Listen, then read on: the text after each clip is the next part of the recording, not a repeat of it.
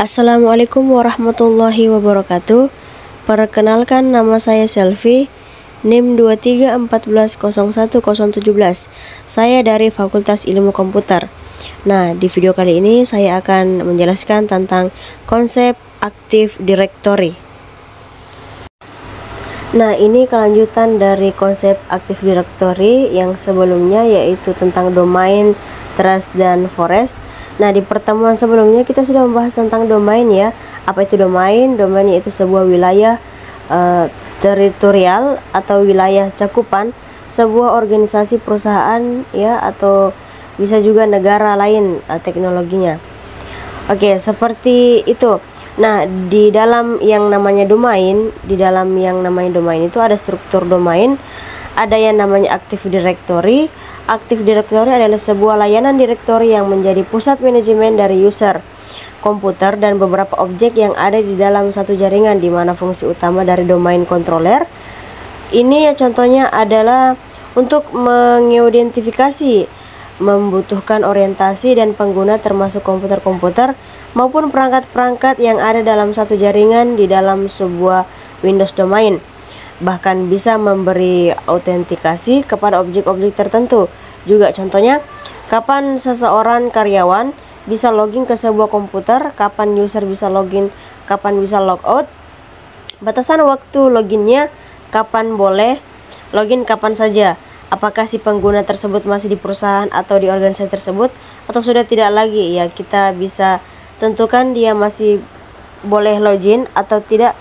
Contoh, dalam satu organisasi, kita di dalam satu organisasi itu ada perangkat, ada laptop, ada desktop, ada server. Nah, kita bisa tentukan kapan misalnya si user ini boleh login apa tidak. Oke, user ini sudah tidak boleh login. Si user ini masih bisa login gitu ke dalam database server. Misalnya ini, misalnya contohnya database server misalnya. Nah, kemudian dia bisa menentukan yang namanya Active Directory.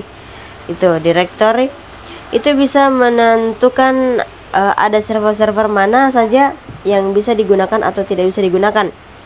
Ya, contohnya ada lebih dari satu server. Di sini misalnya database. Ini bisa diakses, tapi database ini tidak bisa diakses yang ini.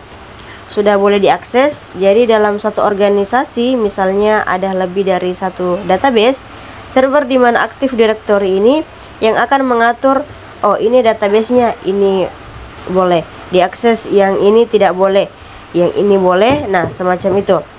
Ya, begitulah salah satu contoh. Oke, kita harus kenali beberapa istilah di sini. Ada Active Directory, kemudian ada Active Directory domain. Nah, singkat saja ya, directory yang sedang kita bahas ini itu Active Directory Domain Service. Jadi sebuah jasa layanan Active Directory di dalam domain controller. Kalau domain controller yang sudah kita pernah bahas di pertemuan sebelumnya, yang namanya domain gitu. Domain itu kan salah satu sebuah wilayah kedaulatan, wilayah teritorial yang punya undang-undang, punya aturan, dan punya kebijakan, punya polusi yang namanya dunia Microsoft Network. Ini cuma sebuah analogis dari dunia nyata saja ya sebenarnya. Oke, di sini kita kenal. Kita sudah tahu bahwa Active Directory itu memanas user, komputer, dan objek user dan komputer. Sudah tahu. Oke, di sini kita sudah tahu bahwa Active Directory itu memanas user, komputer, dan objek user dan komputer. Sudah tahu ya tadi. Lalu objek, apa itu objek, mana ya? Jadi saat kita bekerja dengan Active Directory, kita akan lebih banyak bekerja dengan objek-objek. Adalah sebuah grup atribut yang mewakili resource dari domain. Ada organisasi unit user, terus ada user, ada komputer, ada grup, ada kontak, ada shared folder, ada share printer. Nah, di sini ada security ya. Yang disebut dengan security yaitu identifier atau SID. Tujuannya adalah untuk supaya server itu bisa menentukan objek ini punya ID, misalnya ID-nya itu bla bla bla bla gitu. Objeknya ini bisa boleh diakses atau enggak gitu. SID-nya ini itu ibaratnya apa yang kalau di manusia itu nomor KTP lah, nomor induk kependudukannya di setiap orang, seperti itu. Terus yang punya nomor induk kependudukan ya, dan setiap orang itu tidak punya nomor induk kependudukan atau NIK yang sama di satu negara, kecuali kalau terjadi manipulasi. Tapi ini kalau terlepas dari manipulasi, ya terlepas dari mana tidak ada orang yang punya nomor induk kependudukan yang sama, itu tidak mungkin. Nah, demand object itu seperti yang ada ditulis di bawah ini, contohnya yaitu organization unit adalah sebuah objek yang bisa berisi objek lainnya di satu domain yang sama, dan organisasi unit itu yang tidak bisa berisi user account, komputer, dan grup yang namanya organisasi. Grup polis itu apa? Organisasi grup polis itu sebuah aturan tertentu di dalam sebuah grup yang ada di Microsoft Network. Nanti kita bahas tentang grup nih di bawah. Ini ada user. User itu kita sudah tahu yaitu pengguna komputer, itu perangkat hardware. Kita sudah bahas tadi grup. Nah, ini grup adalah sebuah kelompok tertentu. Di dalam grup adalah kumpulan dari user. Jadi yang namanya contohnya sebuah perusahaan pasti punya grup dong, punya kelompok tertentu, misalnya bagian finance, bagian sales, bagian HRD, bagian teknikal. Nah, itu namanya grup. Jadi yang namanya karyawan itu di dalam perusahaan pasti dikelompokkan dalam sebuah grup. Kelompok tertentu sebuah distributor group itu ada dua objek yang namanya grup, itu terbagi dua, ada security group dan distributor group. Security group adalah grup user account yang digunakan untuk menyediakan akses ke resort, ke semua resort yang ada. Sedangkan kalau distributor group itu digunakan untuk email, distributor list. Jadi setiap user itu punya email. Jadi salah satu fitur untuk berkomunikasi satu dengan yang lain antar user. Oke, kemudian ada konteks ya, yang namanya alamat atau kontak. Yang namanya penduduk lah, contohnya punya KTP, punya nomor induk kependudukan. Dan pasti punya alamat dong, itu namanya kontak. Punya kontak. Nah, di kontak itu contohnya saya ada alamatnya tuh di Rappuccini begitu, kontak saya emailnya ini gitu, yaitu contohnya seperti yang di share di folder. Share folder ini adalah sebuah folder yang bisa di share di satu kelompok jaringan tertentu. Kalau ada yang sudah kerja, mungkin ada yang kadang minta bagi saya file ini dong, ya udah ambil di sharing gitu, ambil di share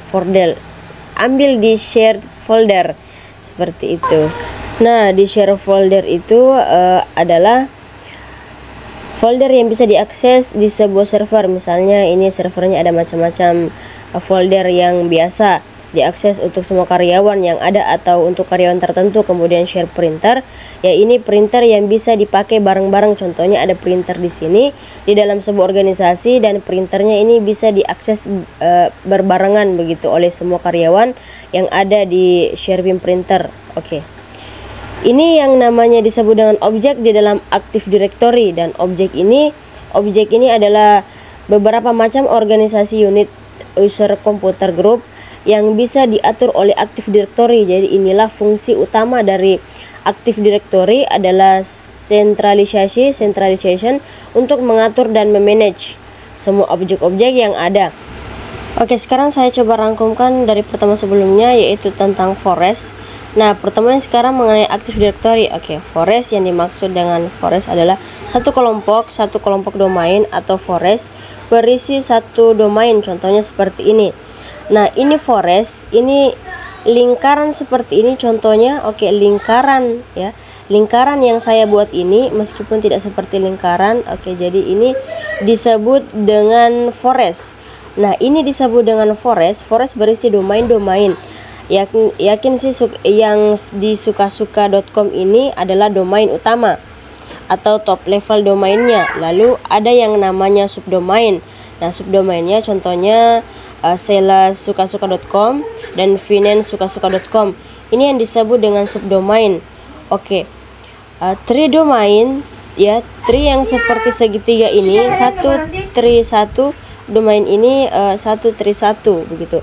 Domain atau satu subdomain contohnya di bawah ini, terus antar tree ini terhubung dengan yang namanya trust relationship seperti ini. Nah, ini trust relationship adalah, nah, forest tersebut, satu domain tersebut itu namanya Active Directory, dan detail di bawah aktif dan aktif dari ini mengatur yang namanya user group dan objek seperti yang sudah kita bahas tadi. Oke, terus objek itu apa saja? Objek itu ada organization unit atau yang disebut dengan itu para user, group, objek begitu.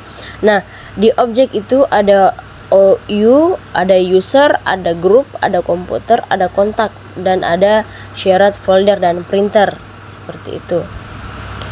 Terus user kemudian set folder dan printer ini yang ada di dalam server printer ini bisa di-share ke folder, atau ada perangkat printer lain misalnya yang terhubung dalam satu domain ini yang bisa dipakai bersama-sama. Oke, berarti di kesempatan kali ini kita sudah membuat seperti ini gitu.